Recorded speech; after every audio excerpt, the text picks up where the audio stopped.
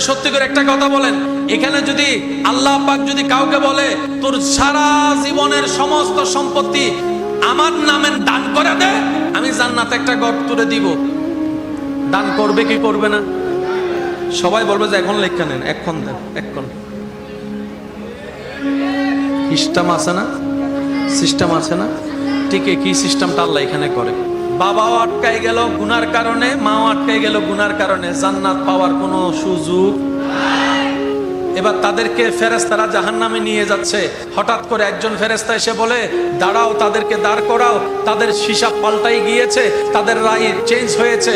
বলে যে কেমন চেঞ্জ? বলে যে তাদেরকে জাহান্নামে নয়, জান্নাতের রাস্তাটা একটু দেখাই দাও, জান্নাতের রাস্তা দেখাই দাও। সুবহানাল্লাহ, একটু জোরে বলি না, জান্নাতের রাস্তা দেখাই দাও। এবার গুনাহগার বাবা গুনাহগার মা দুইজনে ভাবতে থাকে কিরে জান্নাত পাওয়া তো দূরের কথা, জান্নাতের গ্রান পাওয়ার তো যোগ্যতা আমাদের কাছে নাই, গুনায় গুনাহ করছি, আবার জান্নাত পেলাম কিভাবে?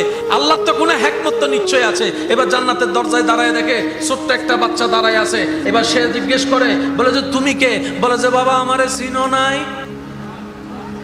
আমাকে চিনো নাই। সুবহানাল্লাহ, আওয়াজ আসতেছে না? আমাকে চিনো নাই? বাবা মা বলে যে না আমি তো তোমাকে চিনছি না, তুমি কে?